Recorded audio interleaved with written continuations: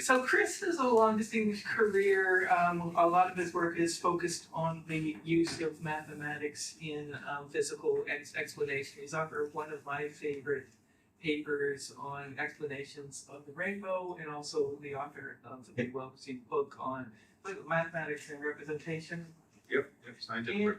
And mathematics and scientific representation. And now we're going to have a talk that fits very well with the theme of the conference, Demopoulos on Theories.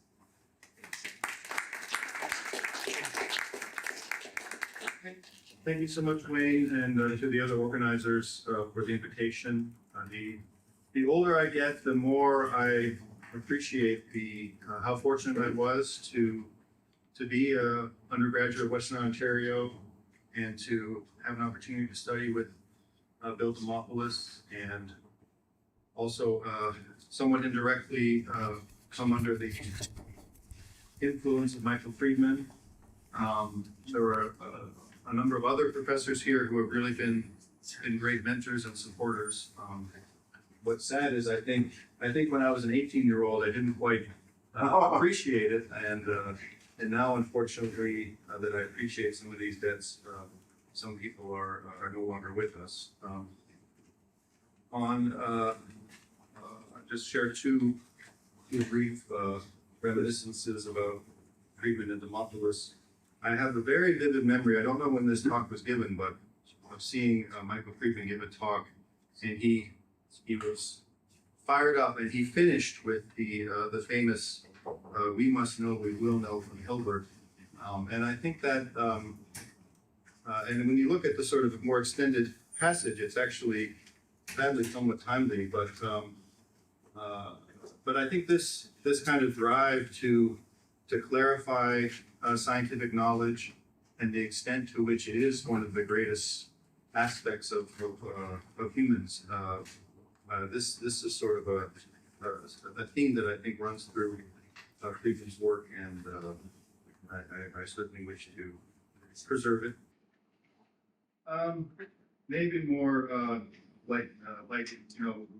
I was lucky enough to take Demopoulos's long-running history of engine course in 1995, 1996, and certainly at that time I was somewhat afraid. He projected a great presence in the classroom, and I think it's fair to say he was a man of. He didn't waste words on superfluous praise, and so when I wrote this first paper for him, which was my writing sample for graduate school, probably the reason I got in somewhere, I got it back, and he said, "Good." It's something really good.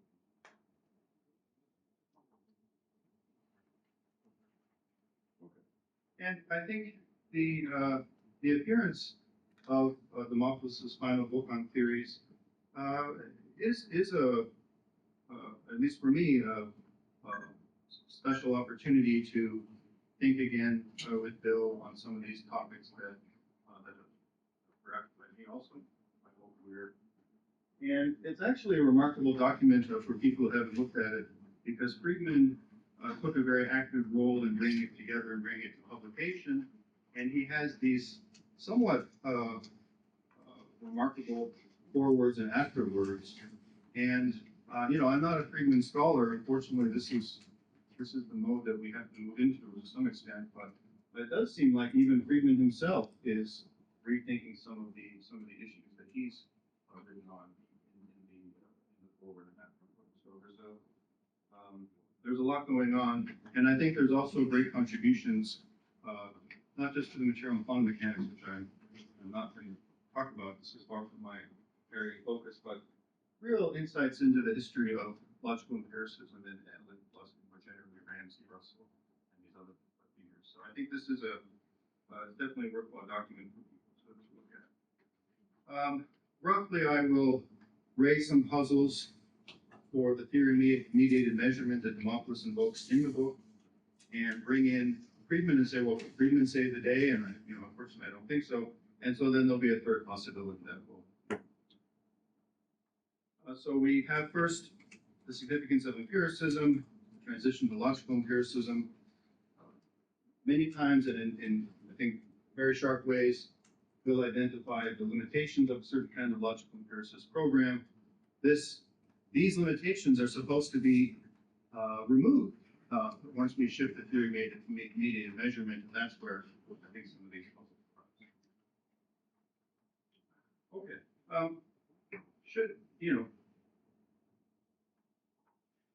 What is empiricism? Why should we be empiricists? To what extent, if we are empiricists, can we make sense of theoretical knowledge in a significant way, in a way that counts as being a realist?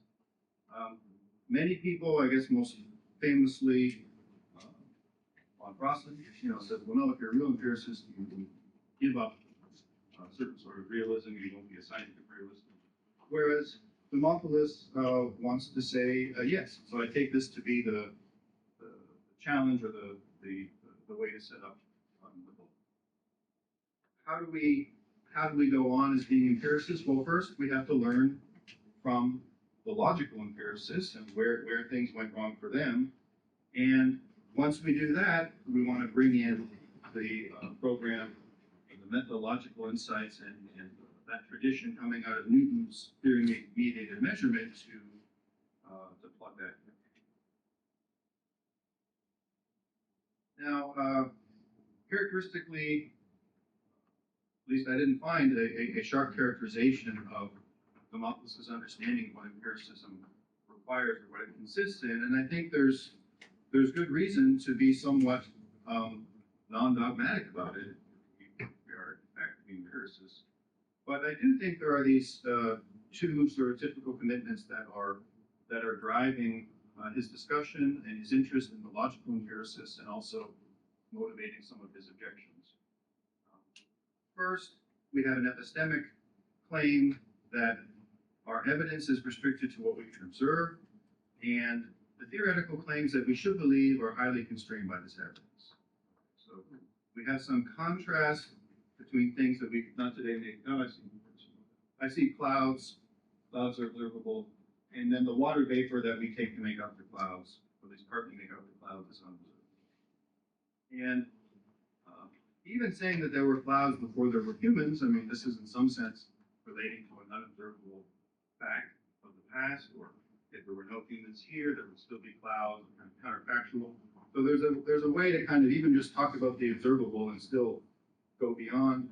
But obviously when we're talking about the composition of observable things in terms of non-observable things like dust and water vapor, we're going beyond the observable in the more discussed way.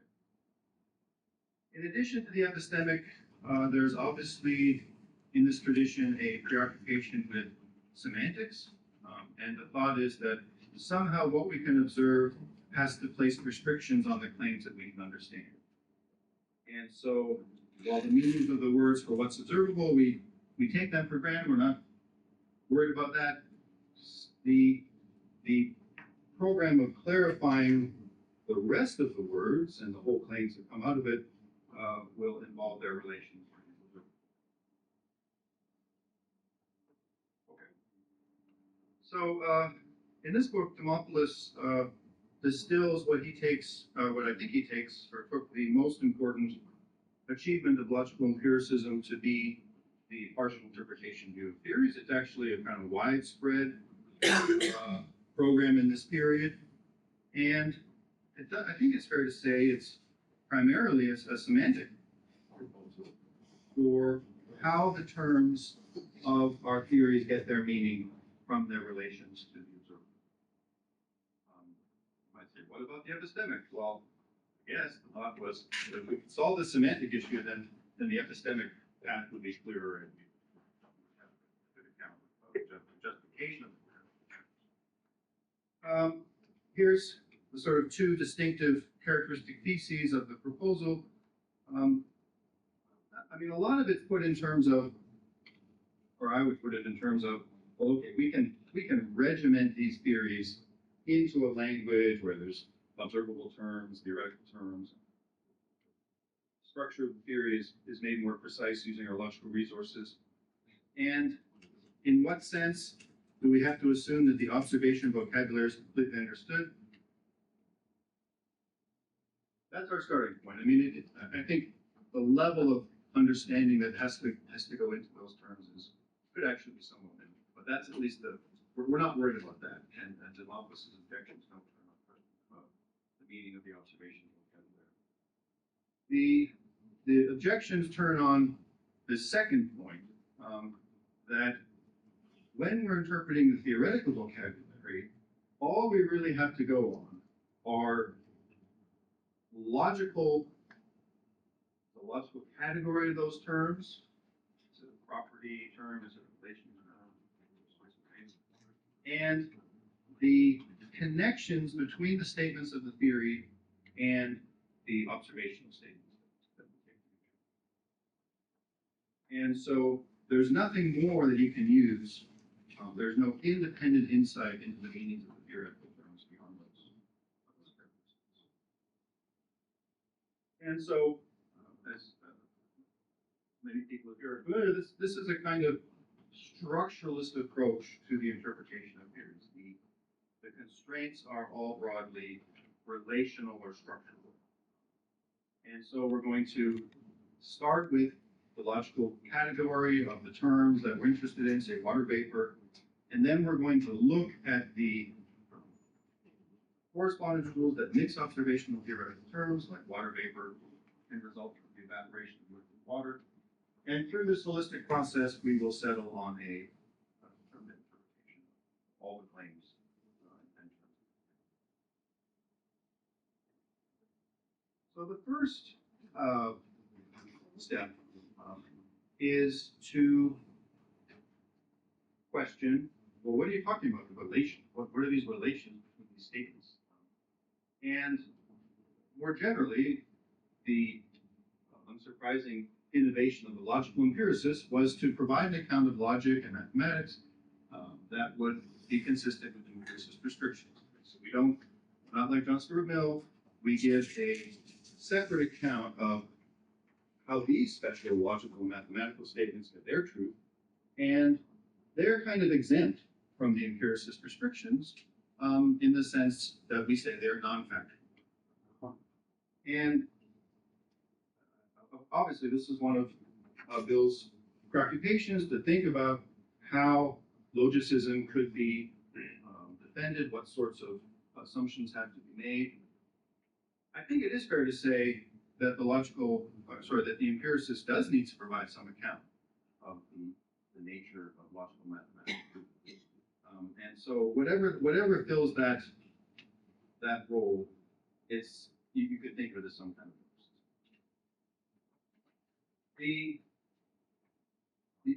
as far as I understand it, the objection to the partial interpretation view doesn't really turn on the character of that. Right? As long as you're able to do it somehow. If you can't do it, then how can you be an empiricist? If you can do it, then you've got the resources to implement the partial interpretation approach. But now you just made a new problem for yourself, which is that once this body of non-factual truths is available, any satisfiable theory is going to be a true theory, subject to these small kernel constraints. So it was sort of the greatest innovation of the logical empiricists was to make sense of logical mathematics in a way that fit with their empiricism. But now it's also undoing their theories. I think many people have seen this sort of argument. One of the points from Demopoulos and Friedman in this 1985 paper is like this argument kind of came up and was targeting different people at different times. So Newman was targeting Russell, Putnam, reinvented it later on for his own purposes or his purposes that year. And here's one way to distill it for people who haven't seen it. So we have one of these regimented theories. We start with the model that's observable claims. And you can think of that in terms of sort of the intended, properly understood observational stuff. And then we extend M to a model N that fleshes things out in a way that is a model of the entire theory, but where you've added in these abstract objects like natural numbers. And you have those because you have your logistic down to all the mathematical things.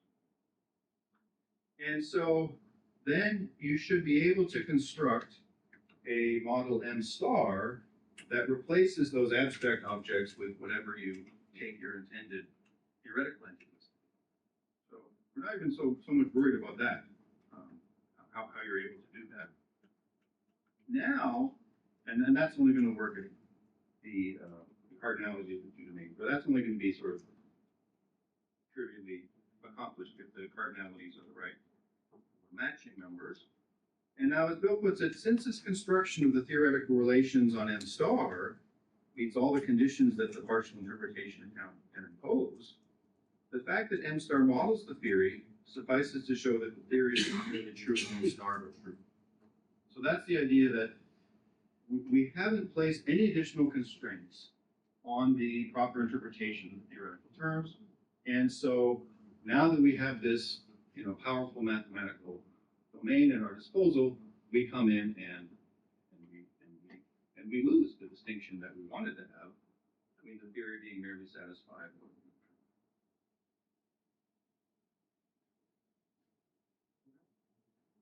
And certainly one of the seminal papers in my life was this 1985 paper, where the argument is made that this was a problem for Russell in analysis of matter. This was a problem for Carnap in the outbow, and the part that I sort of, I guess I wasn't 18, I was 22 or something. But the part that I sort of rebelled against as a youngster was like, well, but then what happened? What happened? What did those people do in response? And do we have to go in a completely different direction, or can we somehow learn from their response? And as people certainly know, I mean, Carnap was not a realist in the outbow, but he at least believed in epistemology, or at least it seemed like he did. But in the 30s, he kind of repudiated that entirely and said, well, no, that was actually a big mistake to try to do epistemology. We should just be doing the logical science. So that's one way to move on.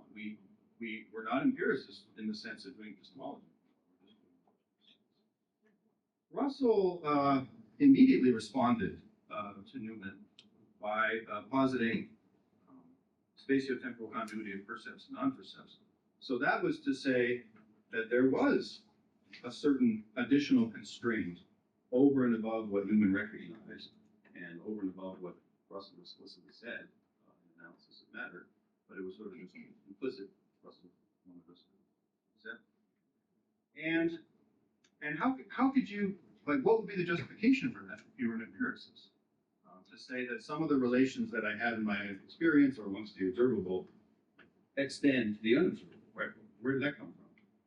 And Russell thought about that for a while, and then he said, well, actually, this shows the limits of empiricism. So he repudiates empiricism. He adopts this explicitly postulational approach, where these sorts of continuity assumptions are codified and argued to be sufficient to make sense of the knowledge that we have. And you might say, Russell, how do we know those postulates? And that's an excellent.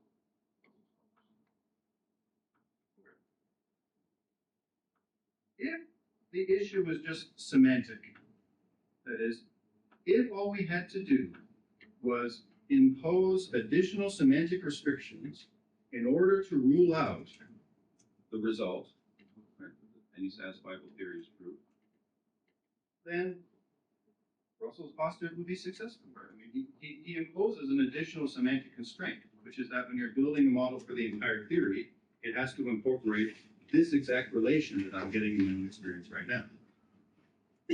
But, or this is the argument that I'm attributing to Bill, you can't just postulate those things and still be an empiricist, because this is an unjustified claim. This is an unjustified assumption. What assures us of this sort of overlap? And one conversation where I sort of said, well, look, this is what Russell did. What was wrong with that? And Bill said, well, that has all the advantages of that over honest coil. It's just a kind of hypocritical, and that's what Russell himself said against postulation of the Dedekind style. It's just kind of hypocritical. You can't really be an empiricist if you result in those sorts of postulation. Okay. This suggests to me that the solution to the issue, if we're remaining empiricists, has to somehow improve on the bare sorts of postulations that Russell made and that are claimed to be incompatible with empiricism. And where should those additions come from? How should they be identified? Right? We just basically want to impose some further constraints on the partial interpretation approach, such that we don't have these semantic problems and we don't have the epistemic defects of bare postulation.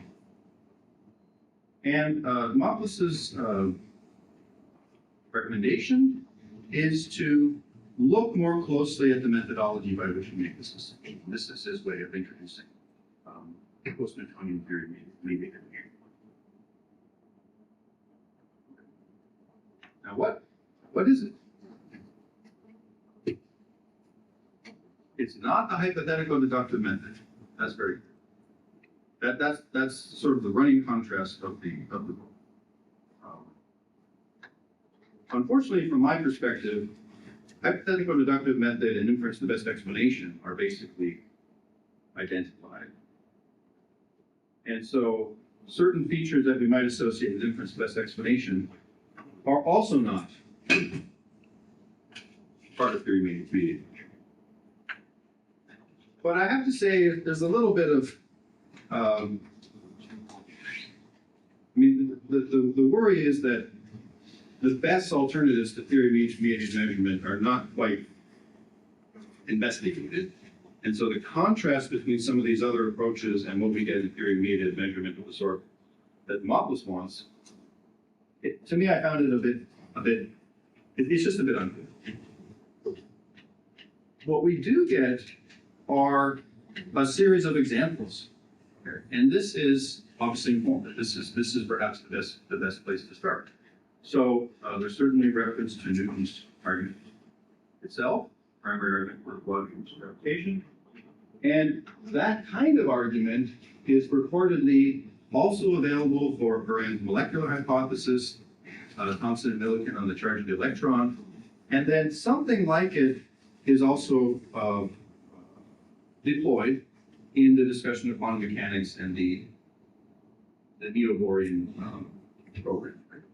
That, as I already said, that part to me, I just like, I understand these are things where I understand what's going on, and then something new is happening in that material and quantum mechanics. And that could really be where maybe some of the questions I have are answered, but we'll see. Now, at this point, I'd like to introduce a sort of significant second level, because we've sort of been focusing on the empiricist who wants to make sense of scientific knowledge and the challenges with the epistemic and semantic constraint.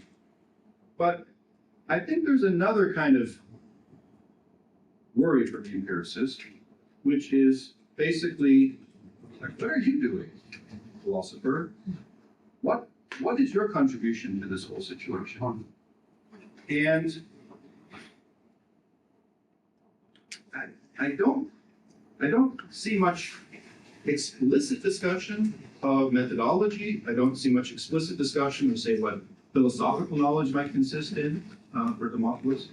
And so, sort of by that absence, I think, and I hope it's fair to say, that we could think of Demopoulos as an empiricist about methodology. That is, he doesn't think there's some sort of special philosophical intuition or something that we could bring to bear, and that would assist the scientists in moving forward in some way. He thinks that what we can do as philosophers is see what the scientists are doing, deploy sort of broadly logical results and logical analyses to clarify the situation, and then and then move on in a sort of open-minded and properly non-dogmatic spirit. Here the contrast with Friedman, I think, is quite stark. Friedman is eager to articulate a positive contribution that philosophers can make. Philosophers like Kant, philosophers like Husserl, right? And these are real things that these philosophers are bringing to bear. And when they're not around, scientists can get confused, things can go wrong. But when they are around, there can be a kind of productive mediation of especially scientific change, right? Where it seems Friedman's reading the scientists are often at a loss. Now, sometimes you have Newton, sometimes you have Einstein, who they seem to somehow fulfill both roles in the way that Friedman's thinking. But in other cases, you need this second level. Okay. I mean, what's so wrong with hypothetical deductive methods? That's another way to think about what theory-mediated measurement is meant to do. What's the job? Demopoulos doesn't say, I'm worried about underdetermination, but he does say that hypothetical deductive reasoning is capable of capturing only the consistency of a hypothesis of an experiment. Okay, that's pretty harsh.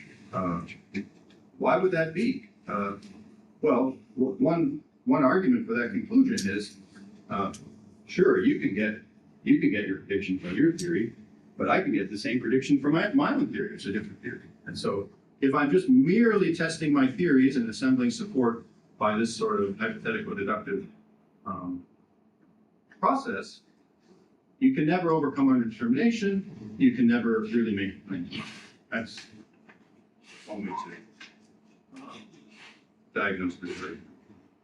Now, Friedman says something which is somewhat different, or at least it seems to me to be somewhat different. This is to say that if you're using the whole theory to generate the predictions, there's some worry that you are presupposing the truth of that theory, or at least that part of the theory. And so you're not really giving a kind of independent source of evidence for it. And so what we should do instead, and maybe this is more Friedman's reading of theory-mediated measurement hypothesis, but what we should do instead is divide up the theory so that some part of it will be fixed, some part of it will be presupposed, but this other part will have these undetermined parameters, and those are the things that are going to be fixed with further investigation. So if we could do that, then we wouldn't have any kind of presupposition. Okay.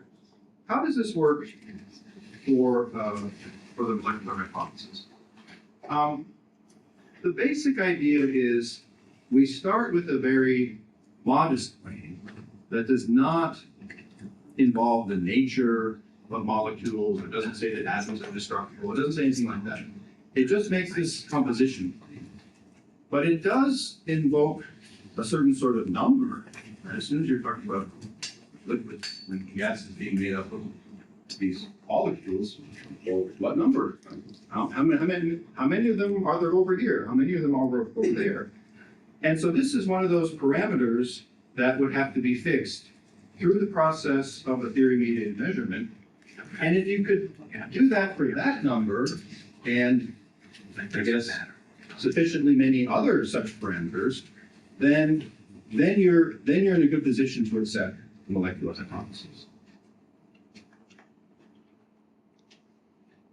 And I think many people here probably know this much better than me, but the crucial background assumption, the crucial remaining presupposition is that there's what Demopoulos calls and I think Friedman also calls a connecting link, connecting the kinetic energy of the molecules to the kinetic energy of the Brownian particles that are suspended.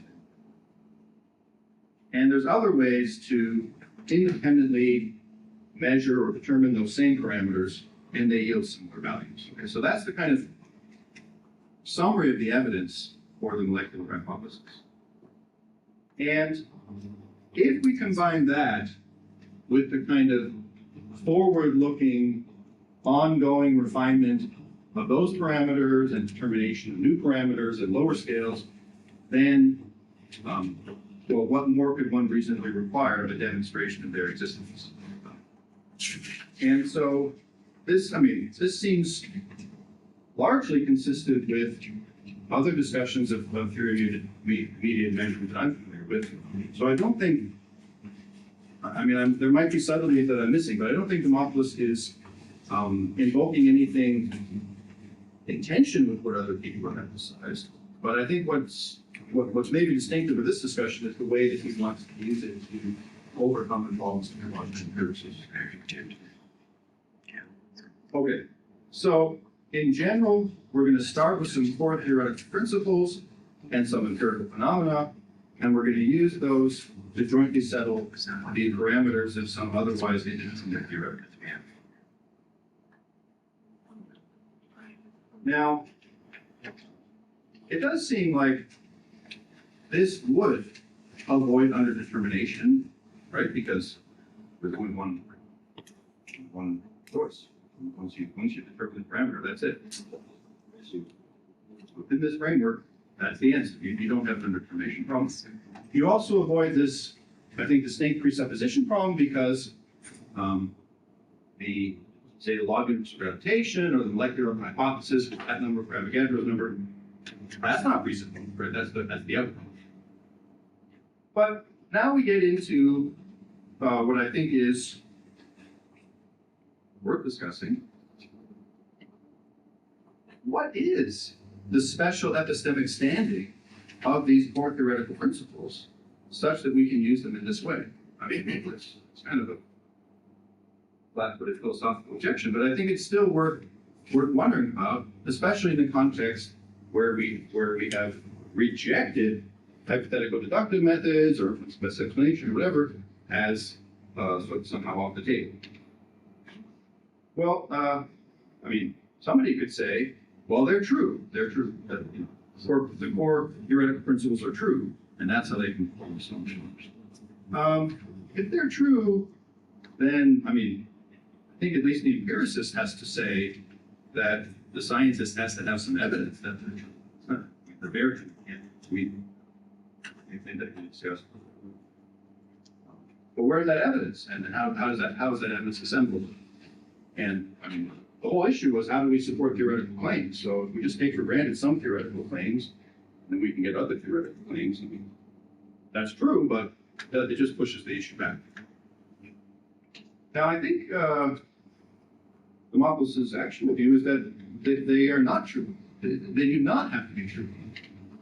They can be false and still perform this special epistemic role. And then you get the worries about principles from the past, or principles of the theory of witches. I'm going to conduct a theory-mediated measurement, and there's 8 witches in the room right now. I came up with that number. There's something. Obviously, you can't just say any principles.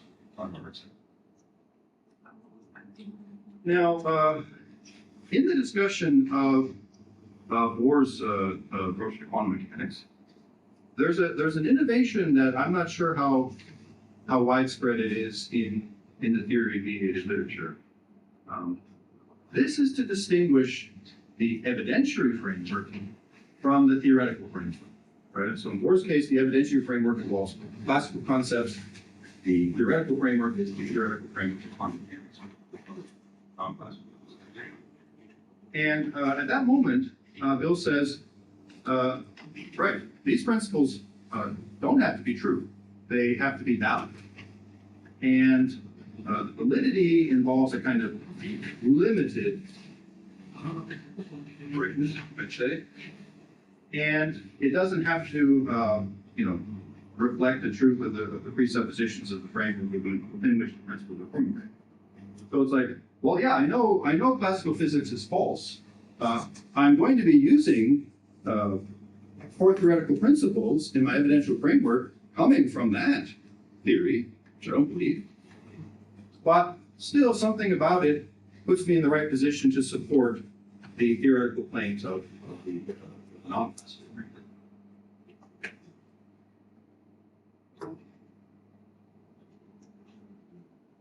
Okay, but how now do we assemble evidence for the validity of those principles, whatever that validity consists of? This can be sort of, again, the puzzle. Now, somehow I aspire to summarize Michael Friedman's approach to the philosophy of science on 3 slides, and I think this was perhaps unwise. I think many people here are familiar with Friedman's idea that what's special about these core theoretical principles is that there is some sense in which they are a priori.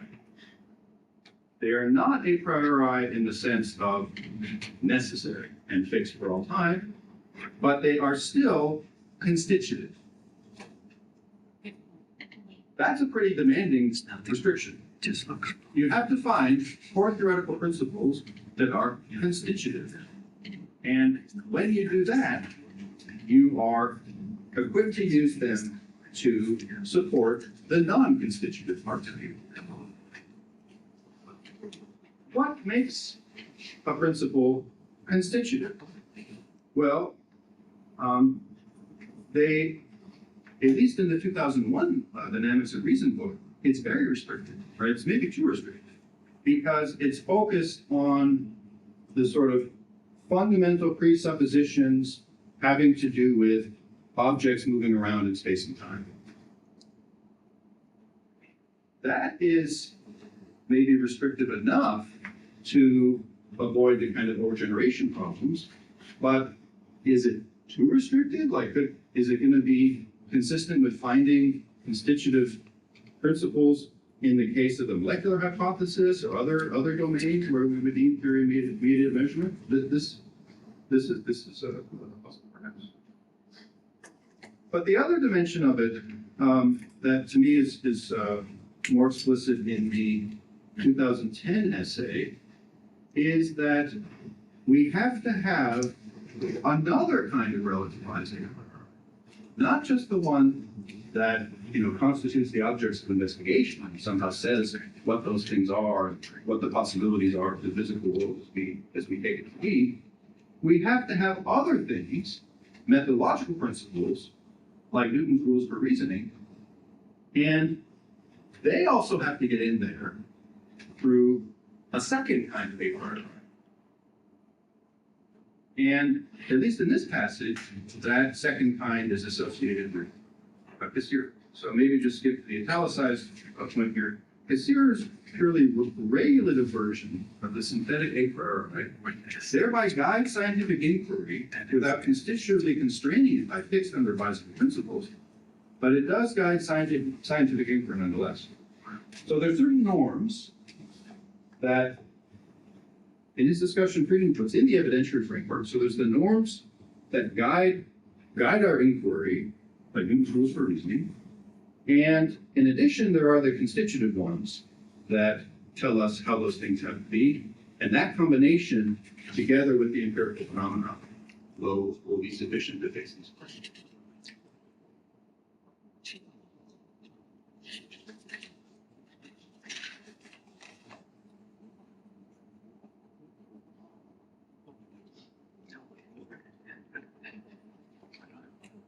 One idea is Newton did it.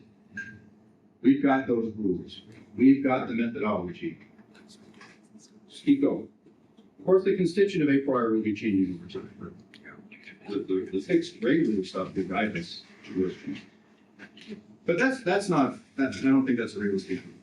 If you think that there is a significant role for methodological assumptions in facilitating these sorts of changes, you also find that scientists and philosophers are reflecting on those principles, and we can't. I mean, if you look at Newton's rules, some of them seem pretty bad. Some of them seem like kind of divine. Like God wouldn't do this to you. God made the world simple. We can't use that.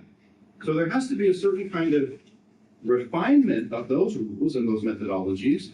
And I would say, like, across different parts of science, why would they all be the same? Over here, we might have certain methodological principles that would over here. So there has to be this sort of refinement and ramification of these principles. But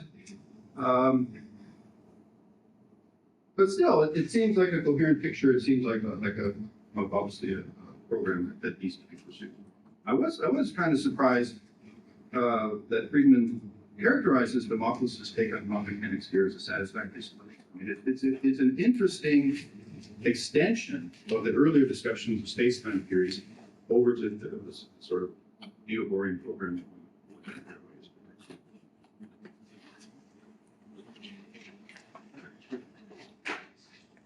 Moving toward the end. Should we then say that we're not empiricists? We shouldn't be. I don't quite understand in what respect Friedman was an empiricist. Or should we say we're open-minded? We're gonna liberalize our empiricism. It turns out empiricism is more flexible than it sounded.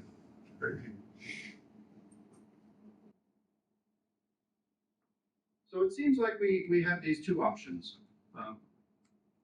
And maybe this is an uncharitable characterization of Friedman's positive account of the constitutive and regular vapor. But it seems like it requires something like a post-Kantian transcendental argument. One that says, given where we are right now, this is what we have to assume.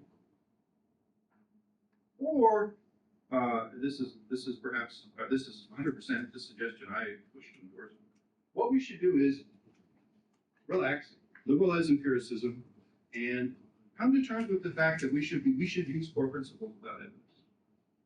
It seems anti-empiricist, but it seems that's what we should do. Okay, here's a one-slide. Here's a one-slide reason not to use transcendental arguments. That's a whole debate. The basic point is when you, and it's not original to me, but the basic point of these objections is if you say that my use of a concept presupposes the use of some other concept, for example, a concept of moral responsibility presupposes the concept of libertarian free will. It's like, yeah, okay, if you're going to go on talking about moral responsibility, you have to go on talking about free will. But that doesn't show me that you have free will. So it's a kind of subjective necessity or something about you and your problems. What does it have to do with the world? And in particular for the realist, to get a realist conclusion out of a transcendental argument as proven. And perhaps Friedman was not a realist, even in the sense that Demopoulos described. I think that's a fair option. Obviously, continuous with this broadly post-Kantian tradition. But to me, that wouldn't be a way to combine empiricism and realism. That would be a way to move past it. Very briefly, there are people inspired by Hume, people inspired by Wittgenstein, who say that what we find is we have no choice. We have no choice but to use these sorts of principles that guide us in our analytic reasoning. We take certain things that we find and we draw stronger conclusions. And we shouldn't be, ashamed of that. We shouldn't give up on that. But we should do our best to refine and improve those inevitable principles. But they don't require evidence. They're the things that guide us in our use of evidence, but they themselves don't have to be justified by evidence. So if we can't justify them, then we probably shouldn't believe them. Right? And so people like Strawson and Wright, they talk about trusting or accepting various principles. And I mean, to me, this is a way to make sense of where these principles are coming from. I don't know if anybody in that tradition wants to think of those things in that way, but maybe that's not. So if we go back and we think about the empiricist restrictions, what does this add? Well, we can do the history of science empirically. We can use that to think about what are the appropriate principles that we should be appealing to at any given time. And it seems like this is also a way to make sense of the semantics of these terms, to not just really try to do it internally to a given theory, which is very, but we can look at the broader context and the history.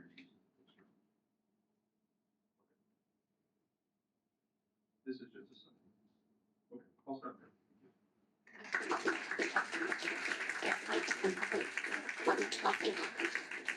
Yeah. Down space. I think you missed something about the worry about that was the core principles that we're using the term.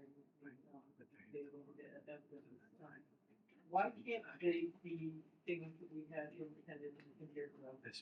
So in the case of Newton, when he did the laws of motion, he cites empirical evidence for that. And if you look at both the things that you need to term the phenomenon that we can agree with Robert Alvarez, they appear to have Yeah, I think that's a fair point. The puzzle is, does that evidence support the extrapolation from the observed to the unobserved? And I think the optimistic thing to say is yes. Yeah. And then we say, then I ask, well, how did that argument work? Was that a prior round of theory-mediated measurement? Was that a hypothetical deductive argument? Was that an inference with best explanation? And so that's where I would be eager to sort of follow up and see how those arguments will go. And in the case of Newton, I mean, I'm not sure how he thought about them or how they were characterized. It might sound like I have some sort of skeptical agenda. I certainly don't have a skeptical agenda. I don't want to say that theory-mediated measurement is never going to work, but to the extent that these core theoretical principles are exactly the sorts of things that are causing the empiricist worry, at least to the extent that they go beyond the observable, then we want to have some independent account of the evidence. But sorry, okay, yeah. I mean, I think we do need an account of the bearing of evidence on theory, but there is such a thing as empty the impact. Added evidence about things that are not entailed by the evidence. Okay, pass that back to Robert.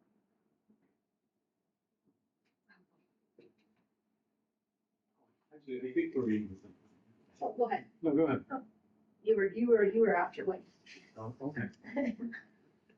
I'd just like to first just point out that ever since the book was published,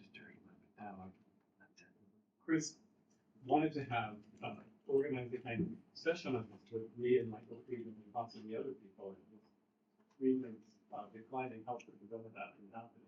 So I'm very pleased that this conference happened and that Chris is here. So thank you for coming and doing that. I had a kind of similar question to Wayne's, but it has to do with the point you just raised. What was Newton's attitude? On the one hand, what Wayne said is perfectly true. He obviously thought that everyone who was a competent scientist at the time, all four of them, had used these principles already, implicitly in solving problems. But also, they didn't have to be true. They just had to be shown to be useful for solving more problems. And therefore, the kind of empirical success that they had in the work of Huygens and Wallace ran in Galileo could be extended to think about unobservable qualities like force field, unobservable properties like force field, what Stein called force field, but the strength of gravity at a given distance from the on. And so I think Newton meant it sincerely in the preface to the book when he said, well, I hope that this method, meaning the method of trying to derive forces by taking the laws of motion for granted, I think that's what he means in the preface. That this method will either succeed or will shed some light on some truer method. And in other words, it can do this work without necessarily being true. And you can sort of contrast that with what he says about the words of reasoning, right, which sort of changes, in addition to adding two as the second and third editions, it changes the wording. They're explicitly given as instructions. They actually are good rules. They're not very informative about the points that we're really interested in a way. And at the same time, they're constrained. You can't. We call them rules because they're directions on how to pursue this kind of inquiry. We can't investigate causes if we're not prepared to assign the same causes to it, or we shouldn't have a view about what are the essential properties of bodies unless it's based on what we experience bodies to have. And finally, we shouldn't reject arguments that we come to by inductive reasoning just because you have a favorite hypothesis that's going against it. So there's a sense in which Newton's attitude might be said to be an attitude. These principles are warranted. They continue to be warranted by their success, either as sort of fundamental principles like the laws of motion, or as instructions to reasoning like the rules. They don't have to be true to do that. What we learn about gravity and how it works can still be true even if the principles we used in getting there turn out to be inadequate in some way. You could separate, in other words, you could separate that question of the theory teaching us things about the world that are theoretical without us having to believe that we've arrived at the correct laws of nature. Right. I mean, the point that Wayne ended with, that everybody owes us an account of amplitude rules of inference. That's basically the point that I make. I don't think in the text it's really clear what that account is. And lots of people have discussed it, and you know, I've learned a lot from Bill and other people who have really done a great job of saying, well, this is why this is such a good argument, and this is why it's not what you might have thought.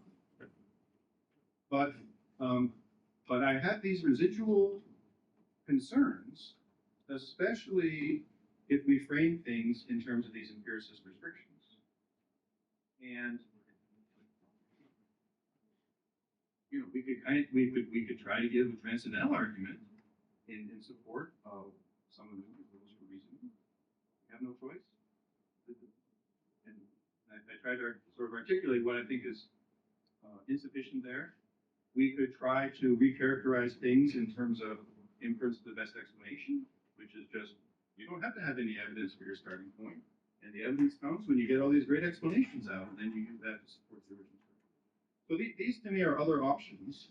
I don't think they're actually inconsistent with the spirit of theory-mediated measurement, as I understand it. But they're different ways to supplement things beyond, at least what I found in Bill's book, and when I look at Friedman, I find a lot of supplement, but I'm not sure how viable it is. I guess I would say that there is a strong constraint in negative theory-mediated measurement. The principles you start out with have to be sufficient to actually be useful in turning data into evidence. Making phenomena informative about theoretical property is the function of a good set of constituent principles.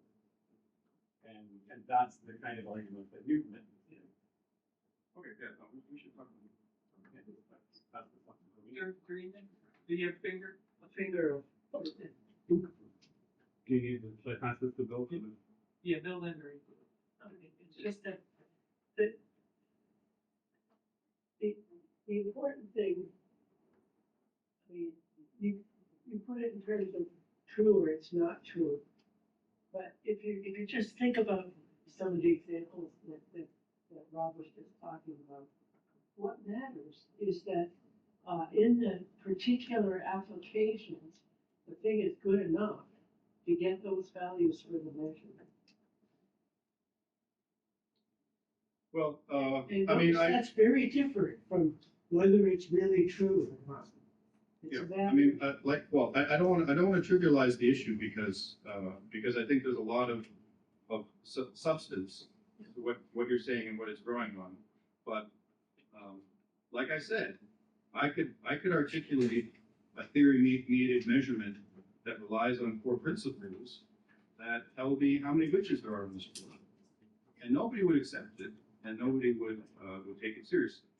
And so the mere fact that we can get determinate numbers out, or that the only way to get determinate numbers of witches out is through these sorts of principles, to me that is a very low bar. So we have to bring in something else, and I'm very open to the argument or the claim that in Newton's case, that something else was definitely present. And that's what distinguishes his arguments from others. Now when you go forward to new cases, Perrin, charging electron, or on mechanics, now I'm interested. Is there anything like that again? Is there something similar? And yeah, maybe. But I think that project is yet to be fully realized. It's time to wait. Yeah. Stop. Okay, Marie. Okay, so in a completely different direction. So first of all, I took Bill's analytic philosophy seminar a couple of years after you did. And I think actually you got way farther than we did. So what I recall is it was a year-long, like 2-semester sequence course. And I think like about 2/3 of it was on Frege's philosophy of math. And then we did do Russell, and I don't think we got to the Newman objection in the version I took anyway. But so it sounds like you got further than we did. So the question I have though is, I'm interested in hearing more about your interpretation of Bill's view as an empiricism about methodology, because I was thinking about the Perrin analysis. And so the paper, which is a chapter in the book, is set up as a critique of Maddie's first philosophy treatment of the Perrin example. And so she certainly takes herself to be an empiricist about methodology, right? And I was trying to recall the details and I can't, but I take it that part of his objection is against the empiricism about methodology that's part of Maddie's approach to that example. So I just wanted to invite you to say a bit more about the sense in which you take Bill to be an empiricist about methodology, and in particular about the Perrin example and how it works out there. Yeah, maybe. There might be some text I should draw in before I try to ascribe an empiricism about methodology to Bill. What I picked up, or what seems right to me is there's a sense of naturalism in which Bill is not a Maddie-style naturalist, and I think part of that is maybe I'm just in my own. So I'm interested in your But I mean, it seems like the danger of a Maddie-style naturalism, as I understand it, is that it deprives us of the normative or critical perspective to stand back and say, well, this was done poorly, or this was done well. And so we have sort of demands on the scientists that help us to assess whether or not the norms that they're using are appropriate. Now, this empiricist idea is just motivated by what I detect to be changes in emphasis across different discussions. For example, theory-mediated measurement was not very prominent in the 2013 collection of articles. At that point, there was a lot of discussion of criteria of identity. And so that sort of flexibility and openness to saying, well, oh, okay, yeah, here's how the argument for molecules went, and all right, and something very similar was happening in Newton. And so this sort of investigation and refinement of the proposal, to me, it's not consistent with sort of a broadly post-Kantian, relativized a priori approach. And I guess I haven't thought about where exactly it would differ from Maddie, but it seems potentially more critical than I understand. There's a lot in the book about what's wrong with von Frosten. And I think this again sort of highlights the ways in which a certain kind of empiricist, von Frosten's constructive empiricist, has really dominated a lot of discussions, at least in this kind of general philosophy of science world. And I think they'll really wanted to reserve space for this other kind of approach. I would say, yeah, we read Frege Foundations of Arithmetic. That I had no exposure to philosophy of math, and so I said, "What should I read?" And he said, "Well, here's Demopoulos' Frege Philosophy of Math." So that was my first book in the philosophy of math, which fortunately, I don't think I understood much of it. Mike, you think? Thanks, that was really interesting. There's a lot to think about, and I want to think about it before I think a lot more. But just a small point, which I think it does. I think it connects both with the arrangement and the broader. One of your slides near the end mentioned that the transcendental argument only ends up with something that's merely it's subjective. But while it's subjective, I think it's not really right to say that it's merely subjective, right? Like it's in the sense that Robert was alluding to, that it has to be useful. That's a relation between us and the world. But it's not about the world, it's not about us, it's about the relationship. And so there's a sense in which you can be an empiricist without that. In a straightforward way. Right? Without necessarily believing in the truth of these as they apply to the world, quote unquote, as it is in itself.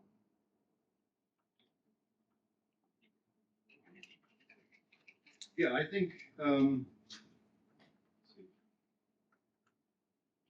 the goal of these transcendental arguments, as I understand them, is to establish objective validity, is to establish a thing about the world.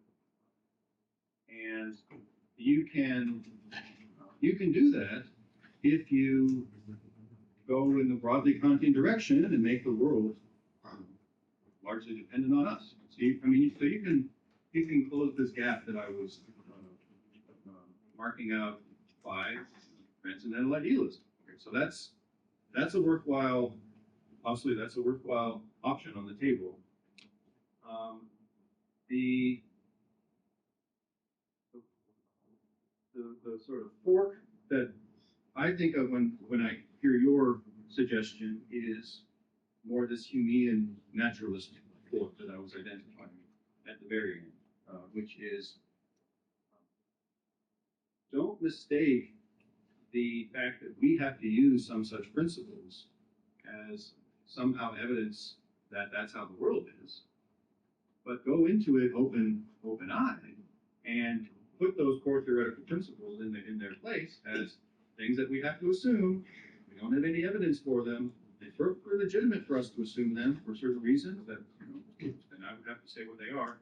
But that would be a way to, for me, more properly label their epistemic standing.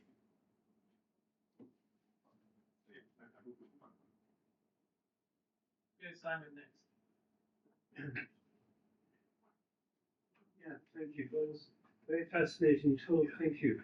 I did want to say where you first started to speak about what is versus empiricism, that you went to the anti-realism of Van Helsing's position, which of course had nothing anymore to do with the focus on sensory research, which had always traditionally been what empiricism was all about. And you didn't comment on Quine, because Quine is another way to do comparisons, going beyond empiricism, so realist in those sense. But yet with a very great preoccupation and focus on sensory perception. The question is that, and this especially applies to Mike Friedman actually, so thank you, Robert, that you can comment on this. And someone who's seriously involved with CUP, as Michael very much sees something like the construction of the object of knowledge, writ large in contemporary physical theorizing and so forth. That's fine, but you might also think, especially when you encounter the Newman problem, which of course Michael did very with Bill, if you're really looking at that Newman problem, you might think that, well, it applies to ordinary objects. So, if we're sort of seeing that Newman problem again writ large at the level of contemporary scientific theorizing or something, might we not look to how the Newman problem is solved at the level of ordinary objects? And that would be very much a Kantian thing to do, to look at. And I almost feel like echoing Quine really, sort of why all of the make-believe, why all of the rational reconstruction? Why don't we just look at how we actually do arrive at our understanding of ordinary objects? How we do solve them, actually in practice, each one of us, doing things to and so forth. So, I mean, I understand this is very much a bit of a problem against the tradition, but at the same time, it's something that someone like Matt Friedman would seriously think on and ponder, and in Bill too, because after all, they looked at the Newman problem in the context of Russell's analysis of matter, where there was exactly what was going on. So I'm sort of slightly baffled that why does this focus on sensory perception going beyond it? Why is that been so put on the back burner or forgotten about entirely within this literature that you speak of? But and of course, if you look at Vasco Carson and what he said in the Sons of Humor, Ben Carson is a sort of direct realist, isn't he? But what he says in the Sons of Humor is wholly epic. I mean, it's a single paragraph. As familiar with the early cuts, it's just a single paragraph. He's utterly uninterested. And I would hesitate to say that Bill or Mike Friedman could be utterly uninterested in this question, because as I say, it's grounding in Kant. So I'm a bit baffled. Can you help me? I mean, I think the way things were set up here is we're not worried as empiricists about our perception of ordinary objects, tables and chairs and clouds. There is a response at that point to the empiricist who says, well, you shouldn't be worried, but you should think about it a little bit more. And if you think about it, you'll see that the very same sorts of evidential issues that come up in just seeing tables are also relevant to, arguing for the existence of water bodies. And now, I think that approach is worth pursuing. I mean, I think if we look at how people think about perception, now, say, epistemology, is that going to give us good insight into theory of mediated measurements or the core principles? And some days I think yes, it's the same sort of analysis. Like we think about how it is that we can see tables, and then those sorts of background presuppositions are going to be the very same sorts of things. But other times I say, I think no, it's not. We need sort of two different accounts. Obviously, we need some account of how perception works, perception knowledge, but Scientific knowledge is different, to the extent that it involves these theories. The assumptions of the theories are changing over time, and so something else in the water. But yeah, I think sort of thorough empiricists would not just address the issues that I was talking about, but also explain how we know about ordinary observables. It's not so much that, don't forget about that, and we also have to, the found lessons to be learned from that. Yeah. That's the thought. Yeah, I mean, well, like in, just mentioned one extreme case, Michael Humer thinks that there's a certain account of how we are justified in believing that there's a table there right now. And this account also explains why we're justified in using inference the best explanation. It's exactly the same thing. It seems to me that way. I'm not very sympathetic to that exact approach, but you know, that's the kind of thing where some people think scientific knowledge, once you figure out ordinary knowledge, you're going to get scientific knowledge for free. And that's where I think these philosophers of science like So what would Mike Friedman say to this? I'm not sure I can really answer that question, but I wanted to just point out a historical fact about the Newman problem. Russell's causal theory of perceptions and involvement was really supposed to be an answer to Kant. Right? We can't know anything about the thing in itself. Well, yes, we can. We can know what it has structurally in common with our picture of it. It's a basic Kantian principle. We're really just trying to construct a theoretical picture of the world of possible experience. And a theory that claims to go beyond that, as Brussels did, is just stepping outside the bounds of science.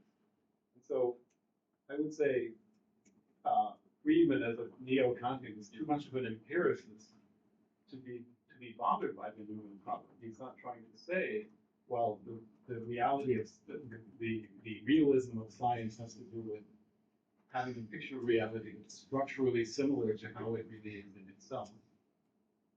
And that's simply, you know, the Newman argument is just a reminder that that kind of picture isn't informative. And Bill extended that to say, well, any picture that's really based on this idea that scientific picture of the world means having a structure that's satisfied by a set of objects, whether it's the things in themselves or just the data, right, or just the phenomena, is really not saying anything interesting except what's the cardinality of the set of objects. And that's the essence of the Newman problem for Demopoulos, right? It's not just Russell's theory, but any theory in which the truth or even the warrantability of the theory means that it's a structure that's satisfied by a set of objects. It's just really not saying that. I mean, I don't. Why aren't they Kleinian? Well, I think you know, part of the Kantian view, as opposed to this Kleinian notion that everything we believe in science is just a possible. It's part of the anti-hypothetical method, right? Or the anti-hypothetical deductive method. That Newton doesn't just introduce the gravity, universal gravity as a posit. He shows you a method by which you have the warrant for saying, I found that this force exists. This is a method for finding the forces that are out there. There might be others besides gravity. There ought to be. There must be. We must know. Right. And when Klein says, well, we just posit all these things. Well, that's just ignoring this kind of investigative aspect of our theoretical framework, which I think was essential to Friedman's neo-Kantian view of constituent principle. Just say something about this. Very helpful. I need just one thing about Klein. I think to construe him as someone who posits well, it's a way he's been. I think the real reason why, of course, people like Hillary and Mike Friedman not will not be like Klein is because Klein is a naturalist. This fundamental distinction. So Klein will just help himself to extend science. tell us how they go about positing tables and chairs and helping science to do that. So, and is that giving up in the way of the justice of about why and why people have already been won't follow. But that doesn't alter the point. We suppose something like a human problem is writ large in contemporary theorizing. One might learn something about how to solve it if we do look at that, and now let's help ourselves to science. To some extent. Not within the ambit of empiricism and sort of the basic science of century standards. So we could learn something from how it plays out in that agreement. That there could be part of the justificatory project, can't require, but could be part of the justificatory project, but informed. So that would be the thing. Yeah, I would just say, I think, I mean, what you're describing isn't too far from at least Strawson's kind of reenactment. Strawson is. Right. And so, I'm not saying that's the obvious solution, but I think it's. I think at this point, I think we'll have to move on to continuing the discussion over lunch. Thank you, Greg.